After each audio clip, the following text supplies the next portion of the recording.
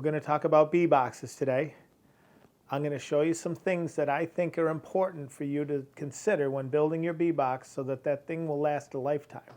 It's important to look at longevity of this equipment. It's an expensive thing to get into, and so just putting a little bit more money into nice quality materials is the way I would say is the most appropriate way to get into beekeeping. I believe as a new beekeeper, it's important to actually put some of this equipment together. It's easy to underestimate what that is right there. And then you'll start to look around at other equipment and you'll start to notice that there's a lot of inferior corner cutting that goes on in the box building world. I like to use a nice quality S-twing hammer when I'm nailing up these boxes. I like to drive that nail in so that it actually sits flush to the surface of the wood and it doesn't leave a hammer track or a dent from the hammer. And I also like to have a utility knife handy so that if I have to pare back some of the wood, I'll have that as an option. And then also I like to use a framing square so that I can make sure that my boxes are going together in a way that is square. It seems like the most basic thing, it's just a square box you're building.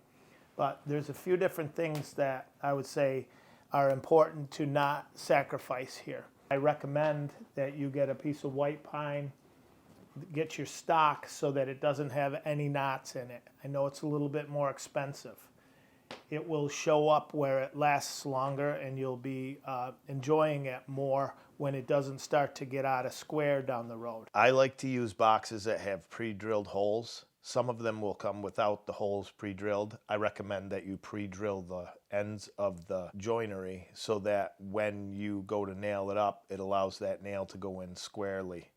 And I also recommend that you nail up those boxes on both sides of that box joint so each corner has nails going through from different directions. There will be roughly 40 or so fasteners for your average 10 frame deep box. I recommend that you use galvanized nails.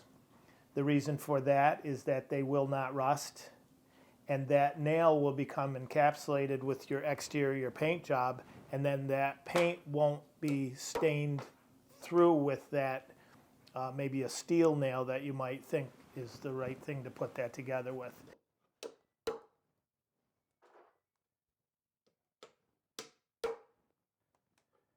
I like to use a galvanized roofing nail for that top frame rail fastener.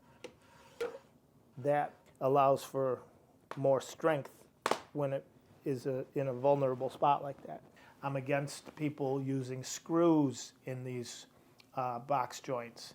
The screws generally don't do well.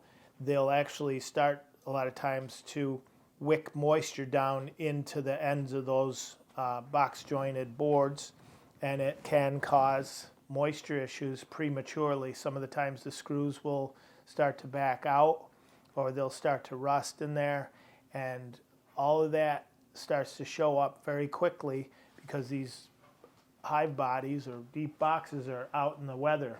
I recommend if you're starting out from scratch to go with a box joint or a finger jointed box. They're both, that's an interchangeable term there where you have one person will call it box joint, another person will call it finger jointed, but it's a joint that's going to be lasting for you. If the box joint or the finger joint, whichever you want to call that, if that has been milled up precisely, then it will become a square box without actually having to do anything more than nail it up in those pre-drilled holes that are in these boards. I don't think that wood glue is necessary. It doesn't seem to make a difference in the long term. There's a trend. This box that I'm sitting on is an example of, it's got a lot of fasteners. It's got probably 60 staples in it. It's got a half-lapped corner. Again, I own equipment that has a half lap. I don't like it. I'll end up probably burning it as I get seeing it fail. I like a box that has handles on 4 sides so that whichever way you decide to pick that box up, you have that option. And so those handles are dadoed into that board. If you don't nail up the stock early on, like as soon as you get it, then that will give that white pine a chance to dry and to kind of shrink and kind of move around a little bit. So I recommend when you get your stock to nail it up within a reasonable period of time, days or maybe a week or 2.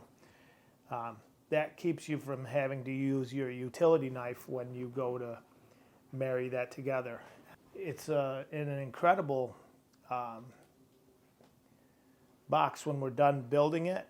It is very, very rugged and secure and stable, and when you paint the exterior of that paint will kind of seal up the checks and the cracks that are involved in the corners of the box. In our world of beekeeping, it gets to be a little bit confusing with the names of things.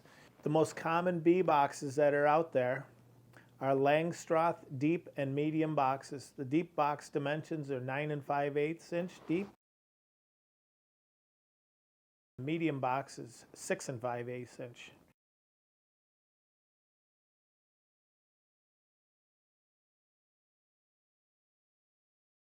And without a whole lot of force, I'm going to just push down on that, and we're going to collapse that box.